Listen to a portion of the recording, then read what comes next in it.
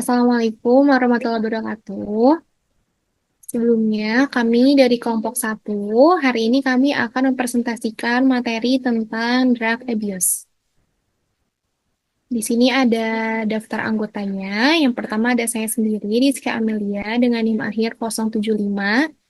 Lalu ada Naufal Asmi Radika dengan NIM akhir 079.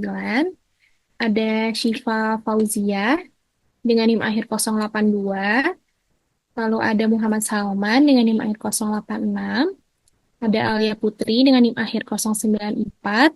Ada Mazaya Filza dengan NIM akhir 102. Ada Niputu Pande dengan NIM akhir 106. Dan yang terakhir ada Habibah Zahra dengan NIM akhir 1110.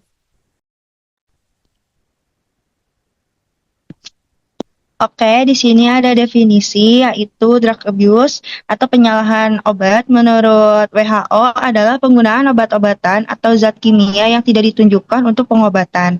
Akan tetapi, obat-obatan tersebut dipergunakan secara berlebihan untuk mendapatkan kenikmatan. Definisi ini mencakup ketergantungan fisik dan ketergantungan psikologis. Ketergantungan fisik yang disebabkan oleh penggunaan obat dalam jangka panjang mengacu pada keadaan fisiologis yang berubah di mana gejala putus zat berkembang ketika obat dihentikan. Ketergantungan psikologis mengacu pada keadaan kebutuhan yang kuat untuk terus mengonsumsi obat tanpa adanya ketergantungan fisik. Selanjutnya ada reason why. Yang pertama ada perasaan berduka. Penyebab penyalahgunaan narkoba bisa dipicu oleh perasaan duka yang mendalam untuk sebagian orang. Perasaan ini tidak bisa ditangani dengan mudah. Jadi perasaan berduka yang sangat panjang bisa menyebabkan gangguan pada kesehatan fisik dan mental. Kedua, lingkungan keluarga. Sikap yang meyakinkan keluarga dapat mempengaruhi seseorang ketika ia mencoba untuk berhenti dari penggunaan narkoba. Saat orang tua memiliki pemikiran bahwa penggunaan narkoba merupakan kegagalan moral, maka anak akan lebih mudah untuk keluar dari kebiasaan buruk ini. Karena ketika keluarga memiliki informasi yang cukup, mereka dapat membantu pecandu untuk mengatasi kecanduannya.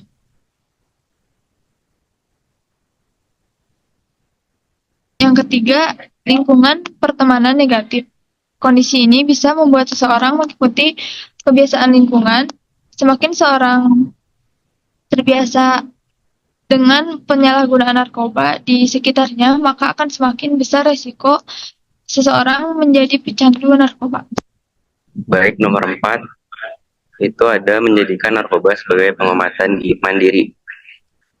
Jadi jika kita mengalami gangguan atau keluhan kesehatan mental yang berkepanjangan, sebaiknya segera tanyakan dokter untuk memastikan pengobatan yang tepat. Hindari melakukan diagnosa dan pengobatan sendiri. Kebanyakan orang menggunakan narkoba sebagai pengobatan gangguan mental karena dianggap sebagai alternatif yang tepat.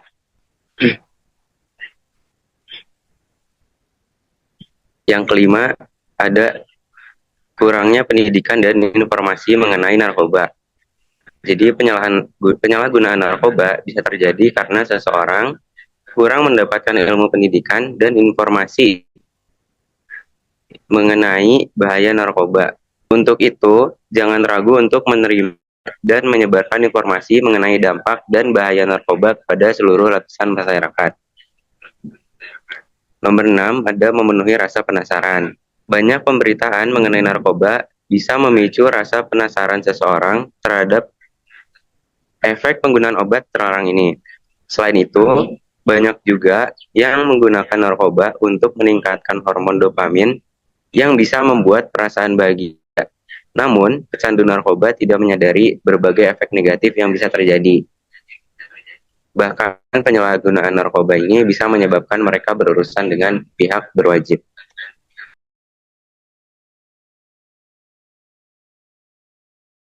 Dan selanjutnya ada how to prevent. Yang pertama, edukasi dan kesadaran. Program pendidikan dan kampanye kesadaran harus ditingkatkan di sekolah, komunitas, dan tempat kerja.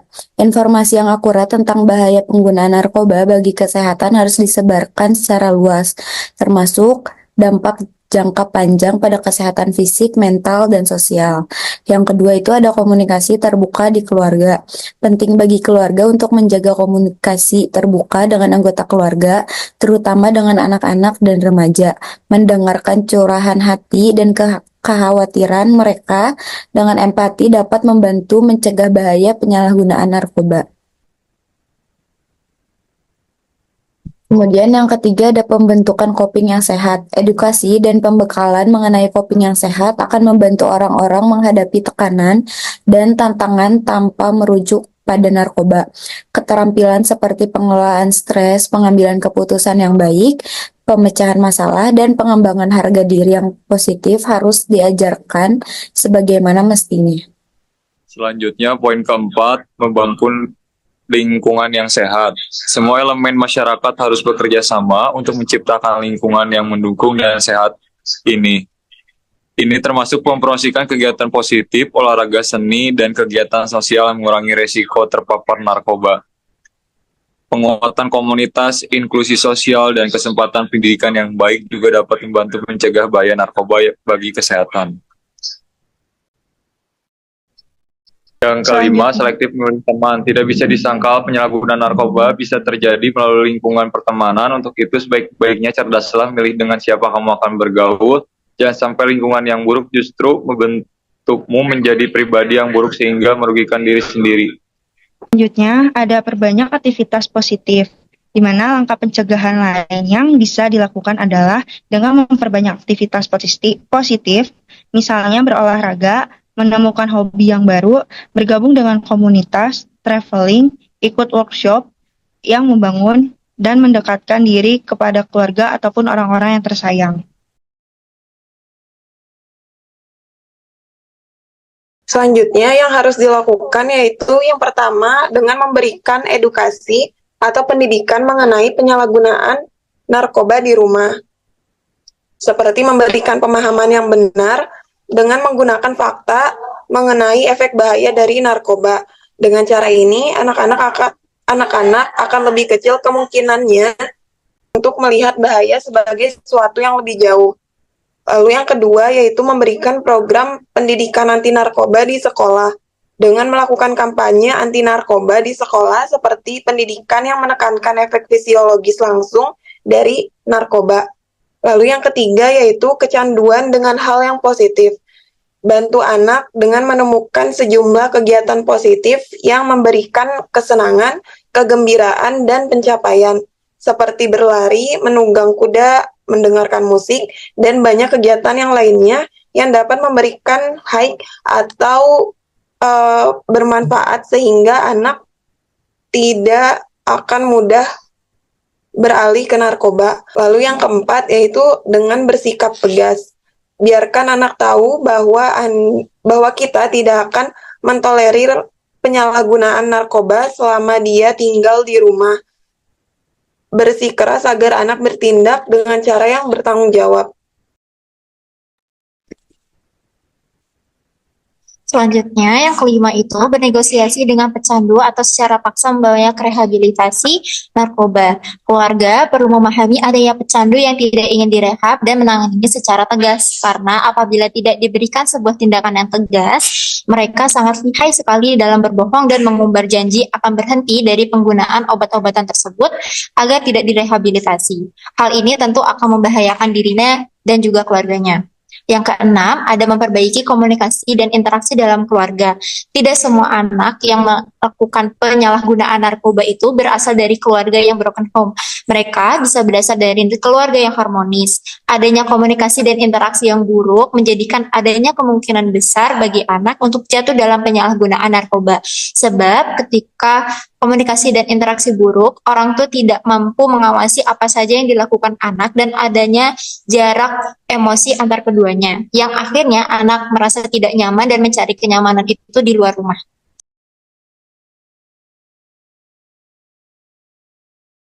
Selanjutnya di sini yang nomor 7 itu ada tetap bersatu sebagai satu keluarga dan tidak terbagi menjadi kubu yang berseteru. Keluarga pecandu biasanya akan terbagi menjadi dua, yaitu anggota yang membela pecandu dan anggota yang menentang pecandu. Keadaan ini akan memperumit konflik dan hubungan antar anggota keluarga pun akhirnya menjadi buruk. Seharusnya keluarga tetap bersatu dan fokus pada respon mereka terhadap perilaku candunya dan menciptakan suasana kondusif yang mendukung pecandu agar ia dapat melepaskan diri dari perilaku penyalahgunaannya. Yang ke-8, tetap berpartisipasi dan menyadari bahwa keluarga merupakan salah satu aset utama dalam pemulihan narkoba.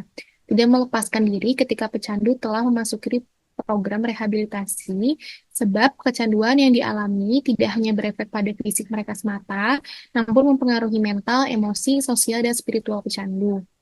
Sehingga tidak semudah itu untuk kembali berperilaku normal seperti sebelum melakukan penyalahgunaan. Mereka butuh dukungan dari lingkungan sebagai kekuatan dan meningkatkan kepercayaan mereka meneruskan hidupnya. Yang ke-9 atau yang terakhir, tidak putus asa dan cinta yang tulus atau tough love. Keluarga yang memiliki pecandu narkoba di dalamnya tentu akan merasa lelah. Penting bagi mereka untuk berkumpul dengan keluarga dengan riwayat pecandu untuk bisa berbagi cerita atau pengekspresian emosi negatif yang tersimpan dan sebagai dukungan bagi mereka untuk terus bersama si pecandu tersebut. Hal ini dapat mencegah keluarga mengikuti pola hidup pecandu atau menjadi tameng bagi pecandu dengan menutup-nutupi perilakunya. Karena dengan keluarga yang terbawa pola hidupnya pecandu akan berdampak buruk bagi keduanya. Mungkin sekian presentasi kami kali ini, kurang lebihnya mohon maaf. Wassalamualaikum warahmatullahi wabarakatuh.